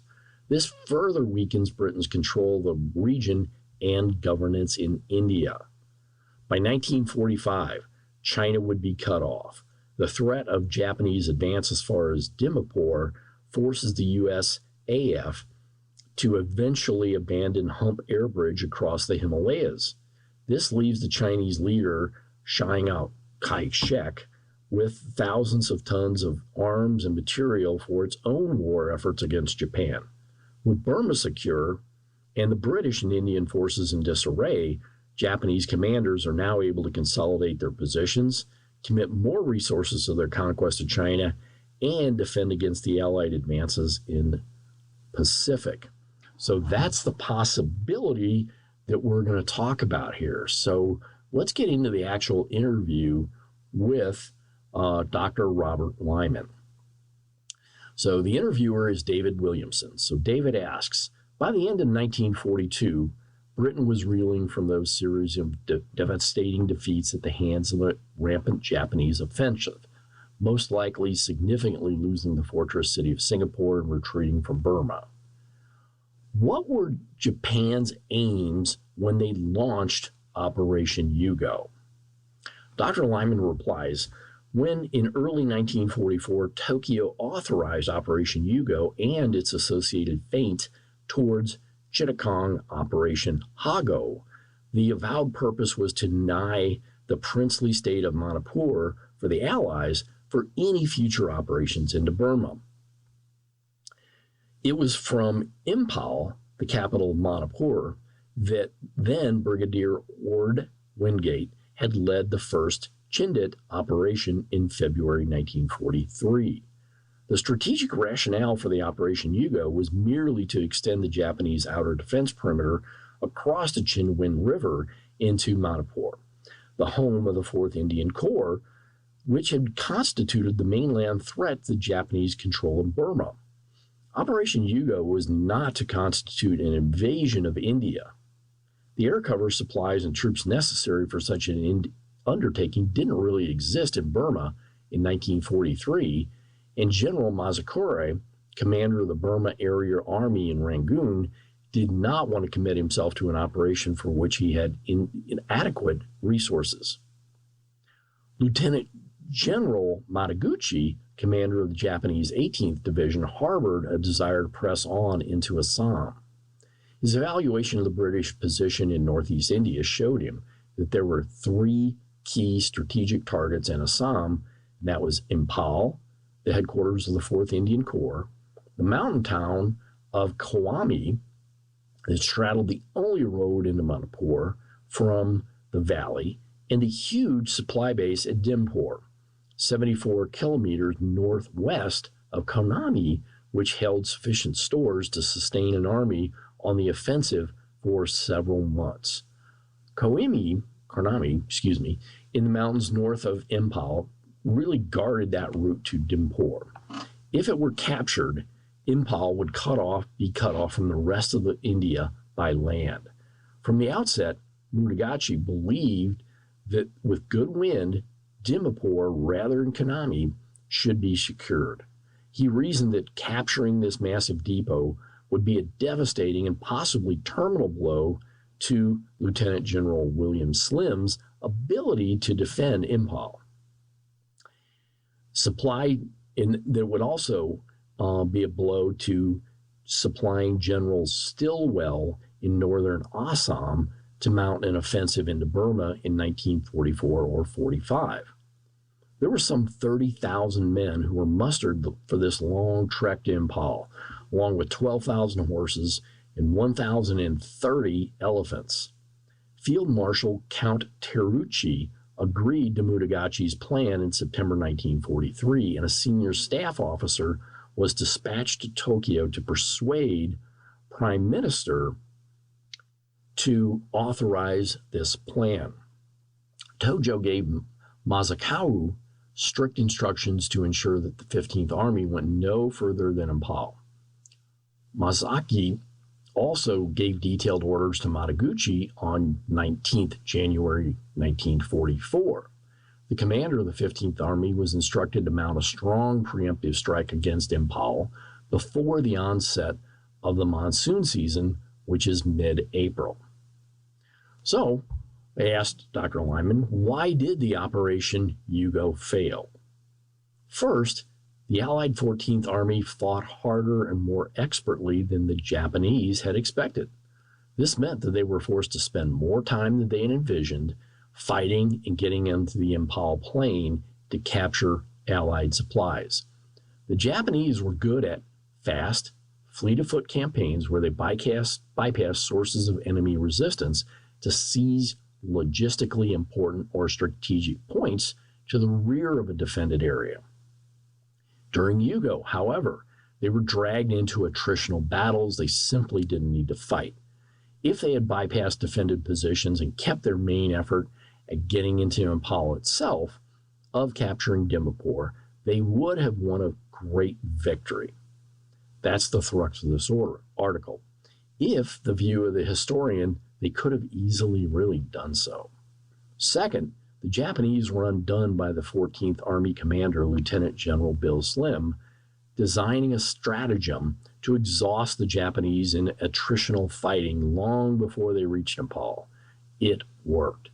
First, he withdrew his two forward divisions, the 17th Indian and the 20th Indian, into Impal, undertaking a fighting withdrawal on both the Titium and the Tamu axis that severely degraded Japanese offensive capability in this area. He reinforced Khomeini and used air transport to sustain a massive program of supply to Impal. It was Operation Stamina, and of flying out non-combatants. Allied access to air power was critical to Slim's success. Third, none of Mataguchi's three divisional commanders, 15, 30, and 33 divisions, believed in the plan, and two, at least, of the three worked actually to undermine it.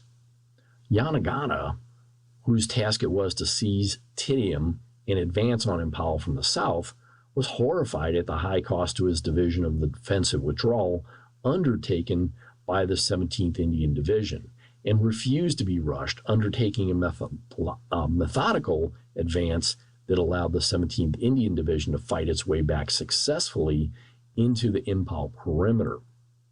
At Khomeini, Sato refused to wholeheartedly support Mataguchi's attack on Dimapur.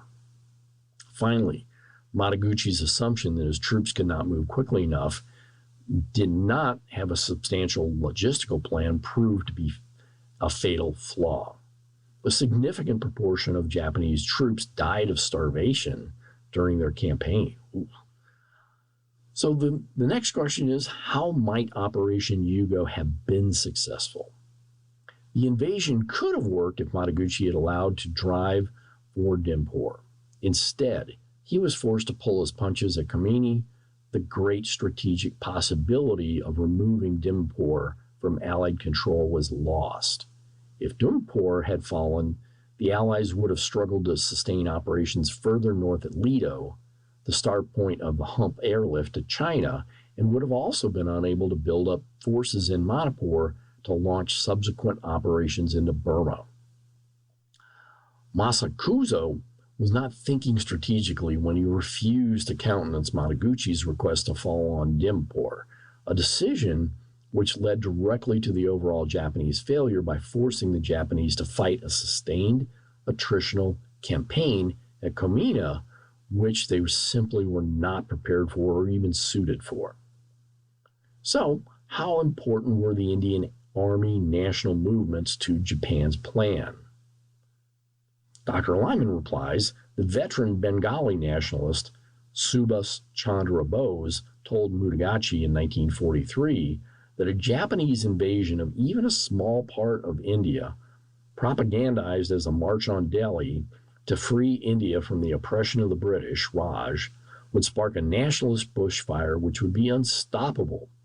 Bose promised Mataguchi that the troops of his Indian National Army, INA, recruited from the troops captured in Malaya, Singapore, and Burma, would accompany Japanese liberators to give the invasion legitimacy in the eyes of the Indian people. It was a powerful argument, If Dimpur had been captured, for instance, by a force that included INA troops, the political effect across India would have been profound. But Mataguchi acknowledged the power of this argument. Japanese commanders had little time for the INA and, on the whole, used them badly during the campaign. They undertook offensive operations in their own right on only a handful of occasions and achieved nothing of material substance. They ask, did British and Allied forces have a plan on the event of a Japanese victory? British really had no plans for managing the fallout of a Japanese victory simply because it was not a possibility of Plan B in northeastern India. If Impal and Kamini, but not Dimpur, had been lost, the Allies could have continued to support the hump operations from Ledo, but would have been unable to undertake any operations into Burma until the Japanese had defeated from the positions they held in Impal. This would have been an enormous and difficult operation, only possible the following year, 1945, with the prospect of an advance into Burma after that. If the Japanese managed to capture Impal, Komina, and Dimpur, it would have been game over for Allied operations in northeast India, and probably would have severely curtailed or even ended the hump operation as well. So David then asks, was a wider Indian uprising against British rule more likely if Japan's invasion were successful? The Japanese had no strategy to exploit the capture of Impal and Komina beyond Mutagachi's bright idea to capture Dimpur and so facilitate a Bengali uprising by virtue of the arrival in India of the INA. It is certainly possible that a further uprising against the Raj would have been possible in 1944, but it would not have been extensive. Indian nationalists on the whole were scared of Japan, and they saw their route to independence via a handover of power from Britain rather than a handover of power to Japan, whom most saw as simply another imperial power. Most nationalist opinion in 1944 in India was clear-eyed about the threat Japan presented to the achievement of independence.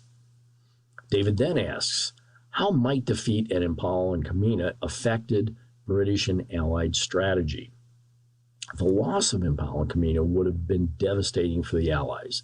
Militarily, it would have meant the failure of Slim's defensive strategy, and it would have meant the failure of the considerable efforts undertaken through late 1942 and all of 1943 to rebuild the Indian Army and to prepare it for war against the Japanese.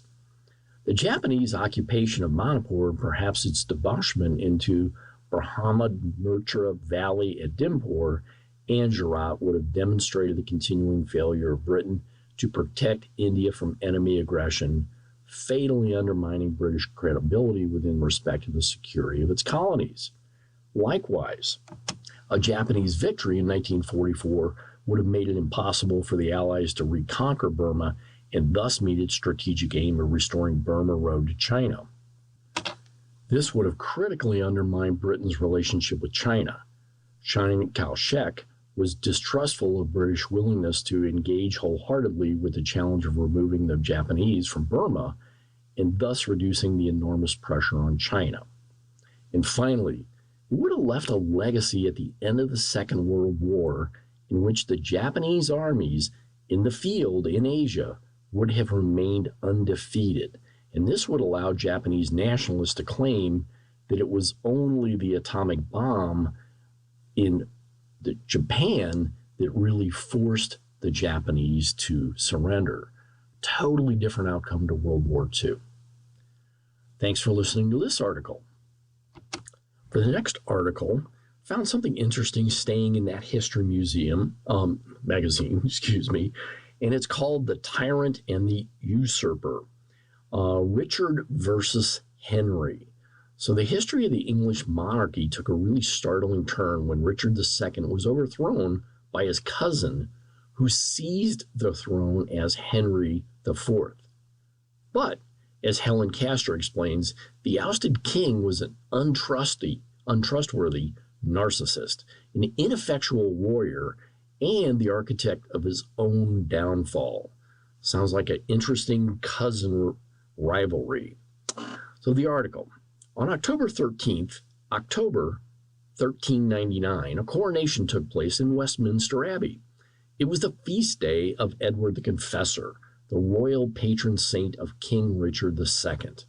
The gilded tomb Richard had commissioned, in which he intended one day to lie beside his dead wife, Anne of Bohemia, stood close to the confessor's shrine. Near the high altar, a life-size portrait of the king glowed in the candlelight. But Richard was not there in the abbey. He was under lock and key in the Tower of London, and the man sitting on the throne that day was Richard's cousin Henry, newly crowned as King Henry IV. It was not supposed to turn out like this. 22 years earlier, when Richard had just become king at the age of 10, Henry, just 3 months younger, stood beside his chair at the coronation feast, holding the ceremonial sword of justice. The symbolism here was clear. As the boys grew up, Henry would succeed his father, John of Gaunt, Duke of Lancaster, as the greatest nobleman in England and the chief supporter of Richard's crown. Back then, it was impossible to imagine how disastrously the cousins' relationship would break down, to the point that Henry would depose Richard to take the throne for himself. What had brought England to such a crisis, and why were these two boys so closely related by birth and upbringing become such different men? In 1377, England had been united in grief at the death of one of the boys' grandfathers, Edward III, one of the greatest kings the country had ever known. Edward's eldest son, Edward the Black Prince, the hero of England's ongoing war with France, had died a year earlier after a long illness. England's people transferred their loyalty without question to the Black Prince's son, Richard, as the true heir apparent of the realm.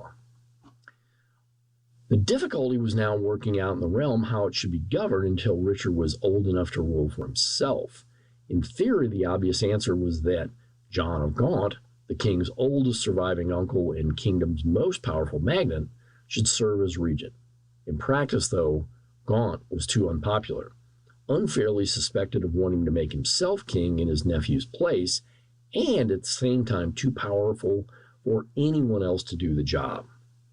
The only workable solution was to fudge the issue. Officially, there would be no minority. The 10-year-old king would rule. Unofficially, decisions in the king's name would be made by his nobles. A young man growing to maturity who understands the duties as well as the powers of his crown might have come to understand why misrepresentation of political reality was necessary and what he was required to do to take command when the time came. However, Richard was not that man. For as long as he could remember, Richard had been told that he was special. As his father's only surviving legitimate child, he was unique and irreplaceable. His mother, Joan of Kent, had been married before. As a result, he was also the cosseted baby of a family in which he, unlike his four older half-siblings, stood alone in the line of royal succession. But Richard had never seen kingship in action. For as long as he could remember, his father and grandfather had been too ill to lead England's government. Now, Gaunt and the other lords trying to keep the war effort going faced growing complaints about their military failures and high taxes. In their attempts to unite the country, they presented Richard to the Parliament as a boy sent by his grandfather in the same manner the scripture says, "Here is my beloved son. Here is he who is wished for by all men." Several seasoned politicians might recognize this overblown rhetoric, but Richard heard the message that he was England's Messiah. And 4 years later, amid the chaos and violence of the Peasants' Revolt, the teenage king found that Wat Tyler's rebels were looking for him alone to the lead. They stood with King Richard and the true commons against what they saw as corrupt and failing government. Richard agreed, but his conclusion not that he must learn to rule his people well. He had no interest in fighting to defend his kingdom. In the hard work of negotiating peace, or the importance of law and justice. Instead, what had gone wrong in England, he believed, was that the nobles had usurped his own God-given royal authority. To Richard, the decades-long conflict with France now going so badly that the treasury was empty, England's territories on the continent were under assault, and the south coast repeatedly damaged by French raids, this was a tedious irreverence. In 1384 and 85, when Gaunt tried to defend the north against the Scots and find terms for peace with the French, Richard and his favorites were plotting, unsuccessfully, to murder him. In 1386, with Gaunt gone now by fighting abroad, a parliament led by Richard's youngest uncle, Thomas of Woodstock, tried to force the 19-year-old king to focus on the imminent and terrifying threat of invasion by a French armada. Richard's furious response was that he would only ask for help against Parliament's insolence from his cousin, the French king, and rather submit ourselves to have him than succumb to our own subjects. It was a shocking demonstration that Richard had grown into a thin-skinned narcissist whose understanding of power was entirely focused on his own will rather than the needs of his people. Richard's English cousin saw matters entirely differently. Like Richard, Henry was his father's only legitimate son, but unlike Richard, he had not grown up in royal isolation from his family of strong-willed siblings. Henry had 2 older sisters, a half-sister from his father's second marriage, and 4 half-single siblings, 3 boys and a girl, born to Gaunt's mistress, Catherine Swynford, a warm and intelligent woman who, after the early death of Henry's mother, Blanche of Lancaster, took charge of the bustling Lancastrian nursery. Where Richard's education was a protective cocoon, which was exposed to neither physical danger or intellectual challenge, Henry was destined to be demanding preparation for the responsibility he would inherit as Duke of Lancaster. His military training began when he was young. He learned to joust at his father's side, to lead men in peace and in war. He loved books and music and won admiration wherever he went. He was gracious, good-natured, courteous, and loved by all, a chronicler in France later noted. He also understood the dangers loomed when a government was not functioning well. During the Peasants' Revolt of 1381, while Richard was discovering the unique powers of his crown, Henry was almost killed when the rebels overran the Tower. He was saved from death by the kindness of a smallholder from Kent, whom Henry remembered for the rest of his life. He saw at firsthand the relentless efforts that his father made to defeat England's interests through diplomacy and war, and how bitterly Gaunt was rewarded with plots to destroy him. Then, in 1386, 19-year-old Henry was entrusted with the safeguarding of Lancastrian interests while Gaunt was abroad. Sitting in Parliament, he supported the idea of council led by Thomas of Woodstock, Edward III, youngest son, taking over the leadership of the government in order to resist French invasion. Richard happened to be ignoring. To English relief, the weather thwarted the invasion, but given the extremity of Richard's threat against those who had tried to make him recognize reality, and the council's work continued. Henry watched as Richard responded by removing himself from Westminster and by declaring that all those who had supported the consul's appointment should be punished as traitors. So, when Richard returned to London in November 1387, his threats prompted Thomas of Woodstock and the earls to arm themselves against him. They were trying, they said, to remove the favorites around the king who were the real traitors to the realm.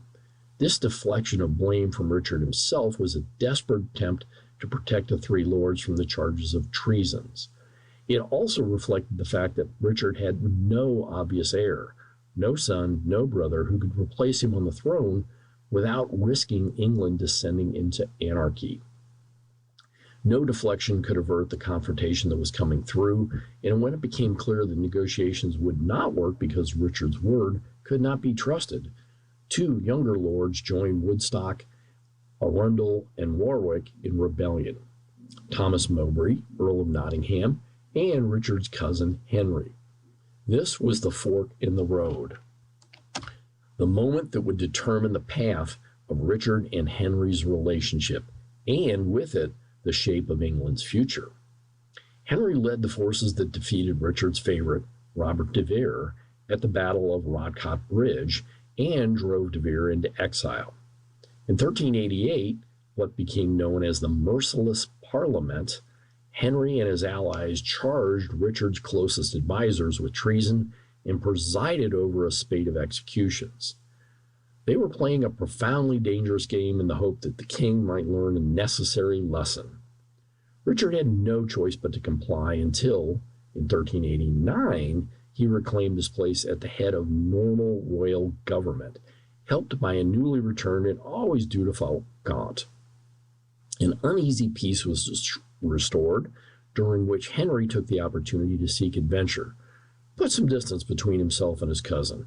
He went fighting on a campaign in Lithuania with a crusading order of Teutonic Knights and traveling as a glamorous pilgrim through the courts of Europe to Jerusalem. Richard, meanwhile, sought himself to be free from the financial and political constraints that had forced him to submit to his subjects' controls. A permanent peace with France could not be found, but a 28-year truce, sealed in 1396 by Richard's glittering wedding to the 6-year-old daughter of French King Isabella of Valois, called a halt to the war. And all the while, he was building up a military knight, a private army of knights and archers who swore his badge of the White Hart and answered only to his personal authority. The lesson he learned, it turned out, was not only one of his subjects had hoped for. In 1397, the king made his move, grasping for the power that he always believed he should be having. Woodstock, Arundel, and Warwick were arrested and charged with treason for their actions 10 years earlier, actions for which the pardons they had received were not, in Richard's brave new world, worth the parchment they were written. Warwick was sentenced to life imprisonment, Arundel executed, and Woodstock murdered behind the walls of his Calais prison. Although untouched so far, those rebel lords, junior partners of 1387 and 88, Henry and Mowbray, were terrified of what might follow. While Richard tightened his grip on the kingdom through military force and judicial insecurity, fear drove Henry and Mowbray to accuse one another of treachery.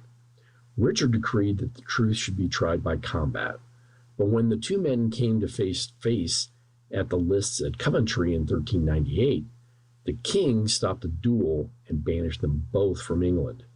It seemed that no royal judgment and no royal promise could ever be trusted. Richard declared that the exiles would be allowed to take possession of any land they might inherit, but once again, he lied. When Gaunt died, heartbroken in February 1399, the king took Henry's duchy of Lancaster into his own hands. Believing that he had destroyed the power of the cousin he hated, Richard sailed with his army for Ireland, where he had previously enjoyed watching the Irish chiefs kneel in homage before him. But Richard did not realize that in disinheriting Henry, he had destroyed his own power. If even the greatest nobleman in England could not rely on the protection of the law against the king's will, then no one could. England looked for rescue to Henry, the Eagle Duke, as he was called by contemporaries, after one of his badges.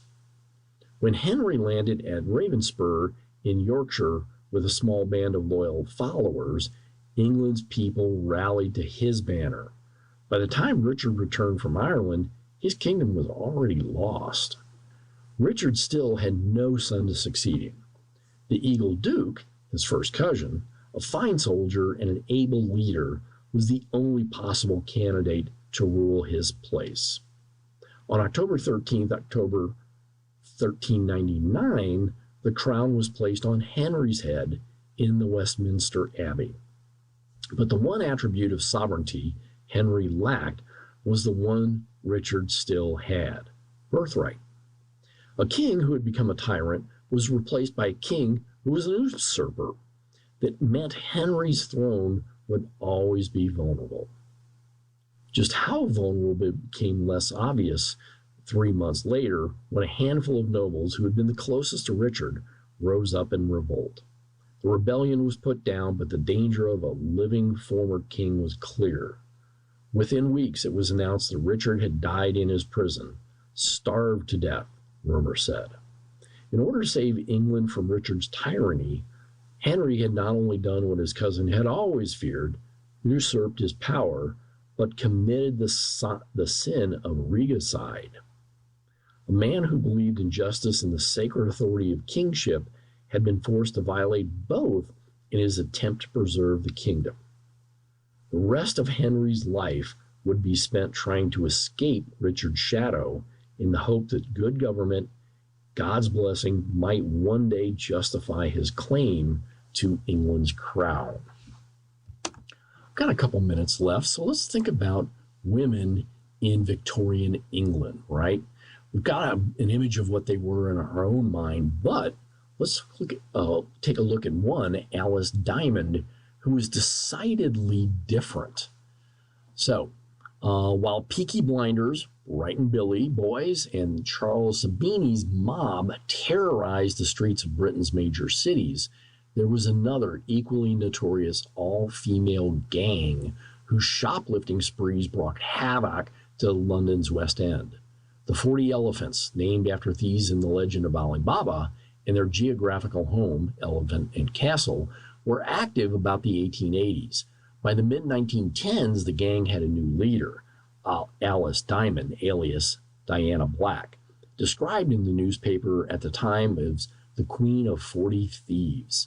Alice was born in 1896 in a workhouse infirmary and grew up alongside 7 siblings in that grim tenement.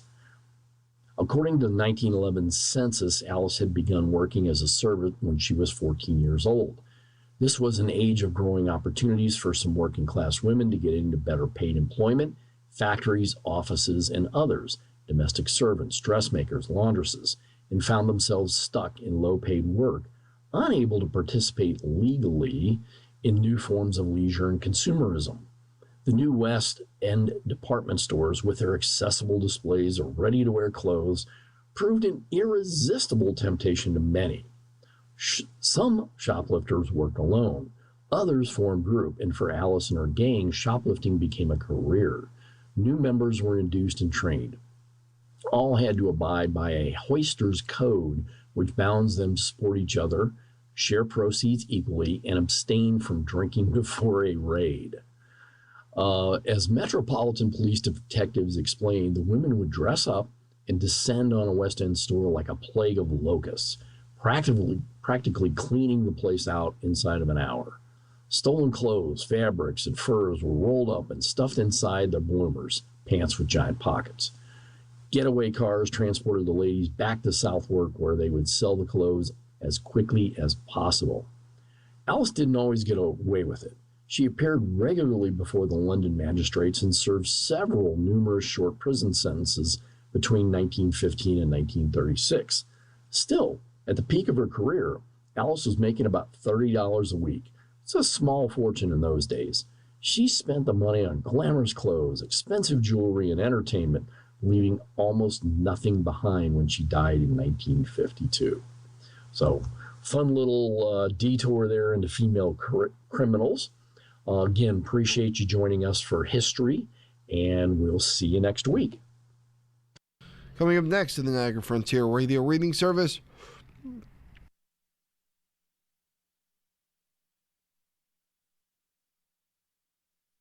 we have episode number 2 of Mark Twain by Ron Chernow.